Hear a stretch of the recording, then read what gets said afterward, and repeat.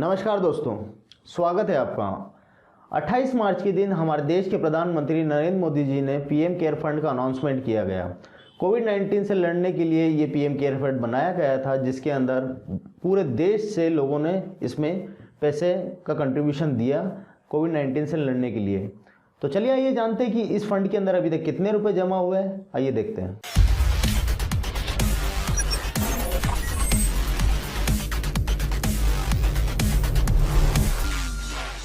Fund के बारे में बात करने से पहले मैं आपको कुछ ऐसी वीडियो दिखाना चाहता हूं जो हमारे नरेंद्र मोदी जी ने कुछ साल पहले कही थी। तो चलिए आइए देखते हैं वो वीडियो। क्या भारत के नागरिक को सरकार के खजाने का खर्च कहां होता है वो जानने का अधिकार है? भारत सरकार की तिजोरी के पैसे कहां खर्च किए गए वो गुनाह है? क्या ये पूछना सही है? राइट टू इंफॉर्मेशन तो आपको जानकारी देनी चाहिए कि नहीं देनी चाहिए? भाइयों बहनों, जब जानकारी छिपाई जाती है तब सवाल उठता है कि नहीं उठता है कि दाल में कुछ काला है। Prime Minister Care Fund, PM Care Fund will not be audited. They say they have no right to audit this. मित्रों, दाल में कुछ काला है कि पूरी दाल काली है, ये सवाल है। तो आपने इस वीडियो में देखा कि कैसे हमारे देश के प्रधानमंत्री कह रहे हैं कि जो भी सरकार के पास हमारा पब्लिक का पैसा है उसको हमारे पर बताना चाहिए कि वो कहाँ यूज़ हो रहा है, किस तरीके से हो रहा है, और अगर नहीं बताते तो वो एक तरीके से कहीं ना कहीं दाल में कुछ काला है। प्रधानमंत्री की अगर भाषा में कहे जाए तो पूरी दाल ही काली है। तो चलिए ये बात करते हैं पहले कि इस फंड के अंदर कौन अध्यक्ष है, पीएम केयर फंड के अंदर कौन अध्यक्ष है और कौन सदस्य हैं। जैसा कि आप इस डायग्राम में देख सकते हैं, हमारे देश के प्रधानमंत्री नरेंद्र मोदी इस फंड के अध्यक्ष हैं और राजनाथ सिंह इसके रक्षा मंत्री जो हैं वो सदस्य हैं, अमित शाह गृह मंत्री वो सदस्य हैं और निर्मला सीतारमण वो वित्त मंत्री हैं जो वो भी सदस्य हैं। इसके अंदर टैक्स छूट भी मिलेगी। फंड में डोनेट की गई राशि पर इनकम टैक्स एक्ट के सेक्शन 80G के तहत छूट क्लेम कर सकते हैं। तो चलिए अब बात करते हैं कि पहले ऑलरेडी जब प्रधानमंत्री राष्ट्रीय राहत कोष था तो प्रधानमंत्री नरेंद्र मोदी को पीएम केयर फंड बनाने की जरूरत कहाँ आ रही थी। तो पहले मैं आपको बता दूं कि प्रधानमंत्री राष्ट्रीय राहत कोष कब बना था। दोस्तों कि 1948 के में जब हमारा देश आज़ाद हो गया था तो बंटवारे के टाइम पे जो लोग इंडिया आ रहे थे उनकी मदद करने के लिए पंडित जवाहरलाल नेहरू ने राष्ट्रीय राहत कोष बनाया था। उसमें उन्होंने लोगों से अपील करी थी कि इसके अंदर फंड आप डालिए ताकि हम इन लोगों की मदद कर सकें, और उसी तरह ये चलन में आया और आज तक वो यूज़ किया जा रहा है। लेकिन धीरे धीरे इसका पैटर्न चेंज हुआ।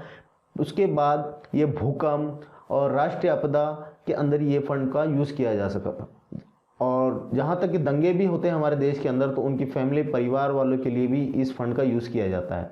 लेकिन अब पीएम केयर फंड जब बना था उसमें प्रधानमंत्री नरेंद्र मोदी जी ने जब अपील करी तो लोगों ने उसमें फंड डालना शुरू कर दिया। लेकिन ठीक 28 मार्च से 3 दिन के बाद एक आरटीआई लगाई गई जिसमें कहा गया कि इसके अंदर जो फंड यूज़ हो रहा है वो किस तरीके से यूज़ हो रहा है और कितना फंड आया है। तो पीएमओ को 30 दिन के अंदर आरटीआई का जवाब देना था, लेकिन हमारे देश के प्रधानमंत्री पीएमओ ऑफिस से भी इस आरटीआई का जवाब 30 दिन में नहीं आया, जो कि रूल्स के अगेंस्ट है। इसका जवाब आया, उसमें लिखा गया कि इसके बारे में हम कोई जानकारी नहीं दे सकते क्योंकि ये पब्लिक अथॉरिटी नहीं है। तो दोस्तों आप लोगों ने देखा कि किस तरीके से पीएमओ के द्वारा जो जवाब दिया गया उससे कोई भी आम जनता संतुष्ट नहीं होगी। कारण है कि जो पैसा हम ही लोगों द्वारा लिया गया है, मतलब जनता से लिया गया, वो पब्लिक अथॉरिटी कैसे नहीं हो सकती। उसकी जानकारी देने में पीएमओ को कोई दिक्कत नहीं होनी चाहिए। लेकिन चलिए अब बात करते हैं कि किस तरीके से फंड आया है, वो मैं आपको बताना चाहूँगा। तो जैसा कि आप इस डायग्राम में देख सकते हैं, पीएम केयर फंड के अंदर कितना पैसा कहाँ से आया है, अलग अलग सोर्सेस मीडिया के थ्रू हमने लिया है। क्योंकि ऑलरेडी आपको मैंने बताया कि आरटीआई में जवाब दिया गया था कि पब्लिक अथॉरिटी नहीं है, इसलिए हम जवाब नहीं दे सकते। लेकिन जितने भी मीडिया सोर्स के अंदर जो अभी तक पैसा आया है वो इसके अंदर डिटेल आप इस डायग्राम में देखिए। सरकारी संस्थाएं, मंत्रालय के अधीन संस्थाएं, सरकारी कर्मचारियों की सैलरी, सरकारी बैंक, सीपीएफ, सीआरपीएफ, सरकारी तेल कंपनियां, सरकारी फाइनेंस कंपनियां, सरकारी शिक्षा संस्थाएं, इनसे कुल मिलाकर तकरीबन 5349 करोड़ रुपए आया।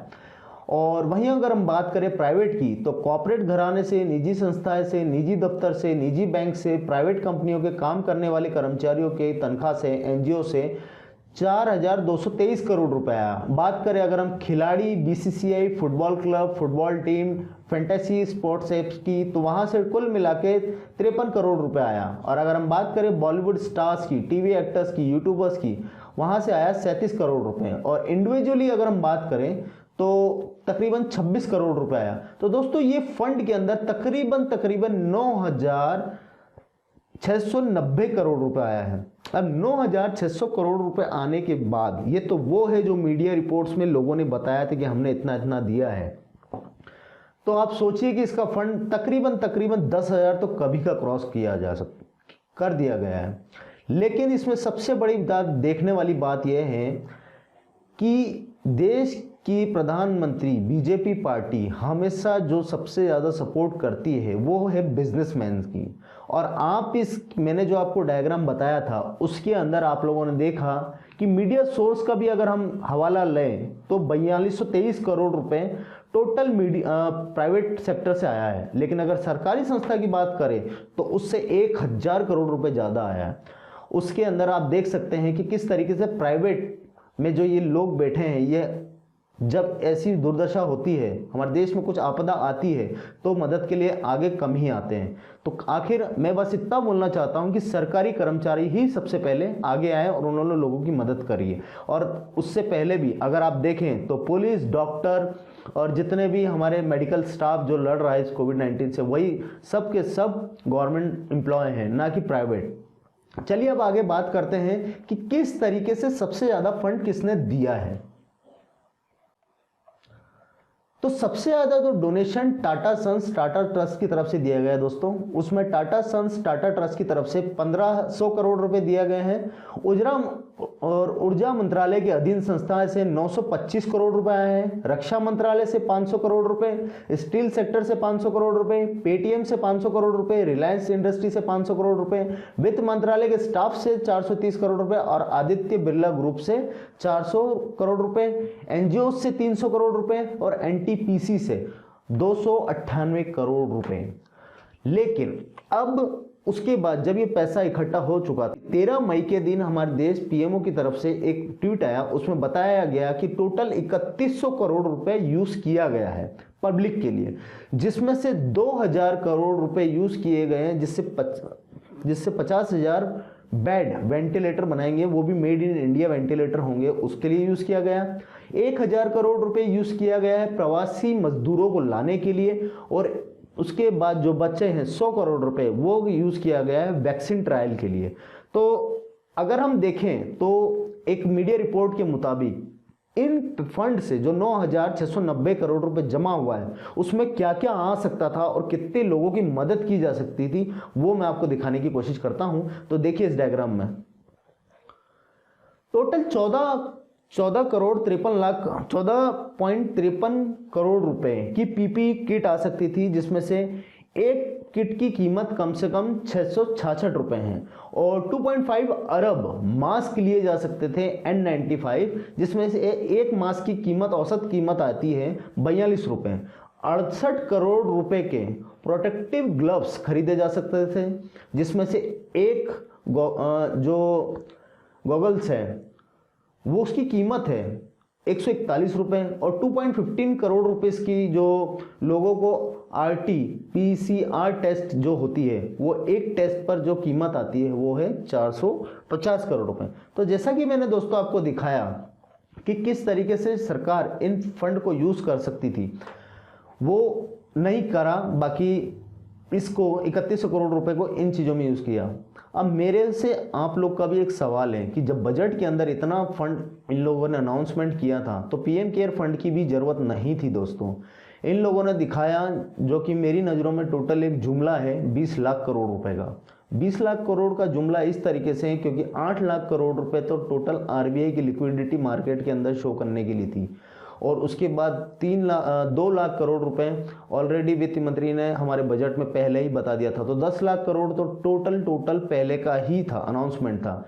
उसी तरीके से जो पैसा इन्होंने कोविड-19 के लिए 1,76,000 पहले अनाउंस किया था उसको भी यूज़ नहीं किया गया, जो कि पीएम केयर फंड के अंदर से यूज़ किया जा रहा है। लेकिन जो पहला जो अमाउंट इन्होंने ऑलरेडी बताया गया था कि इतना इतना लोगों के लिए यूज़ किया जाएगा, उसका अभी तक कोई डाटा ना तो सरकारी संस्थाएं दे रही है, ना किसी ऑफिशियल्स के थ्रू बताया गया है। तो चलिए बात करते हैं कि जो प्रधानमंत्री राष्ट्रीय राहत कोष के अंदर जो पैसा जमा हुआ है वो कितना है। तो आप इस डायग्राम में देख सकते हैं कि साल 2014-15 के अंदर 870 करोड़ रुपए फंड आया था, जिसमें से फंड यूज हुआ 372, जमा हुआ 2510 करोड़ रुपए, और 15-16 के अंदर आया 751, यूज हुआ 624, जमा रहा 2637, और 16-17 के अंदर आया 491 करोड़, फंड गया 204 और जमा रहा 29-23, 17-18 के अंदर आया 486, फंड गया 180 और जमा रहा 32-29, और बात करें तो 2018-19 में तो 783 करोड़ आया, 212 करोड़ यूज हुआ, और जिसमें से 3800 करोड़ रुपए टोटल जमा हुआ। तो ओवरऑल अब मैंने आपको बताया कि किस तरीके से इस पीएम केयर फंड में ना ही तो किसी तरीके की पारदर्शिता है, किस तरीके से फंड को यूज़ किया जा रहा है, कहाँ से कितना पैसा है वो तक हमको बताने से मना कर दिया। एक आरटीआई के अंदर ये कहा गया कि ये पब्लिक अथॉरिटी नहीं है, हम इसको बारे में नहीं बता सकते आपको। तो जब हमारे ही द्वारा जो पैसा दिया गया है, अगर हमको ही उसके बारे में नहीं बताया जाए तो कहीं ना कहीं कुछ ना कुछ दाल में काला है, और वो भी नरेंद्र मोदी जी द्वारा कही गई उस वीडियो में जो मैंने आपको स्टार्टिंग में दिखाई थी उसके मुताबिक। तो चलिए दोस्तों, मिलते हैं हमारे अगले वीडियो में, और इसी तरह हमारा सपोर्ट करते रहिए। धन्यवाद।